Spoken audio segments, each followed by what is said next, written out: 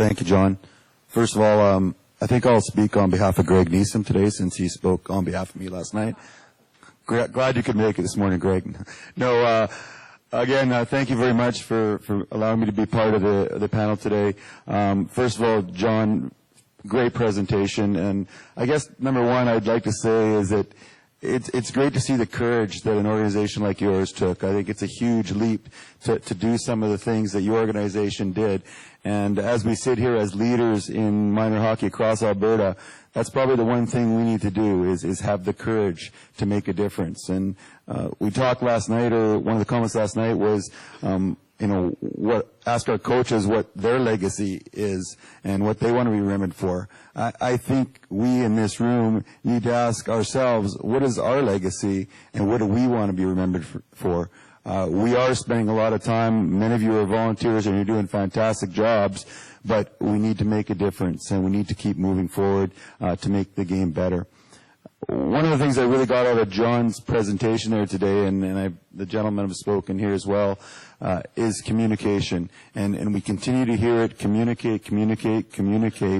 And no matter whether it's in sport, no whether it's in business, no matter where you are, you can have the best laid plans. But if we're not getting that message out and we're not communicating and we're not giving open dialogue and talking to our membership, then we're in real trouble.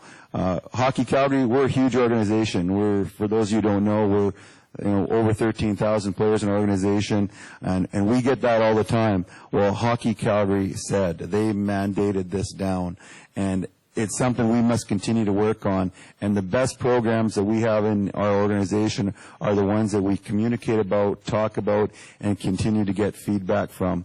And we need to continue to do that as we move forward. Today, I'm going to take a little bit different strategy than Brett or Scott here, but I want to talk about a couple of the programs that we have in our organization that I think have been successful. We have strived to be an ideal minor hockey association. Are we there yet? No, we're far from it. But we continue to work that way, and we continue to make change, much like John has said.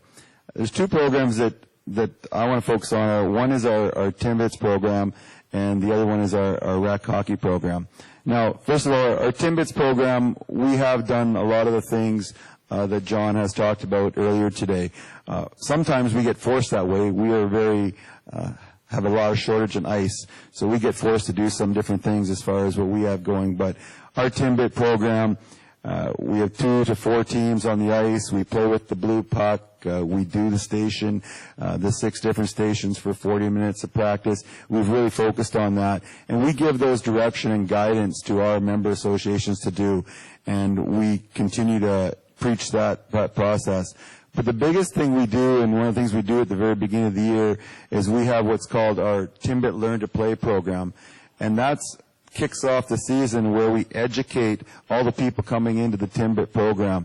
Over a 2-week time frame, we bring them in and we're educating the parents, the coaches, and the players. And we're doing the 6-station model. And one of the sessions that the parents have to come in is to a session on long-term athletic development. And we have done a good job of directing them to long-term athletic development. I still don't think we've done as good a job as we can on actually preaching it and continuing to execute it in our organization.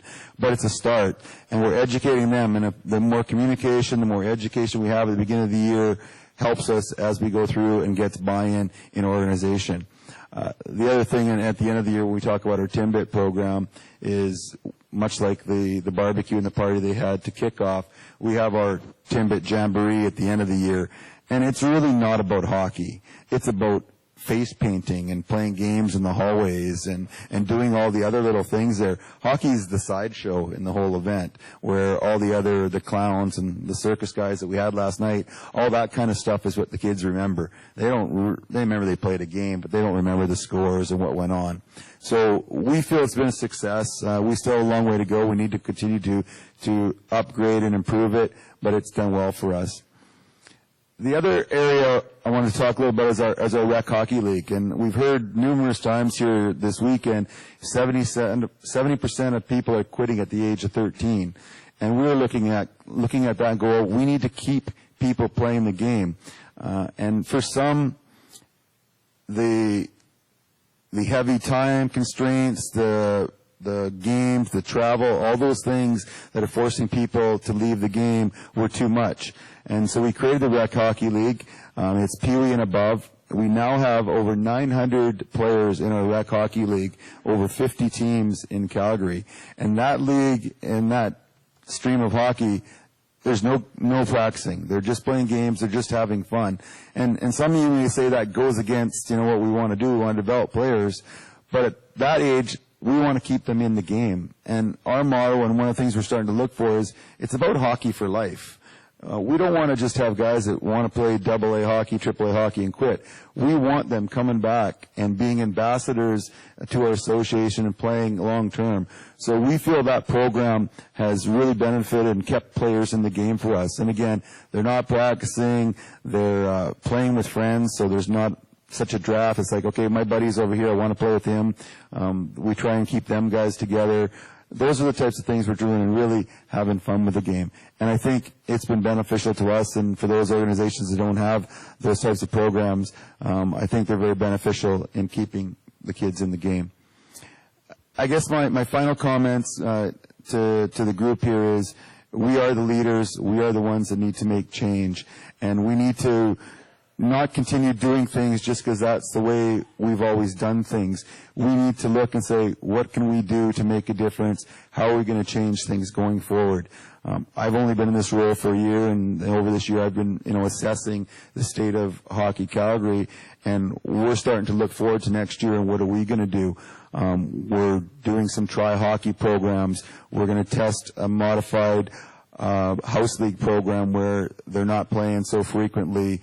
And we're going to go back and look at the state of our leagues and say, are we doing what's right for the athlete? And we heard it last night, and we hear it again today.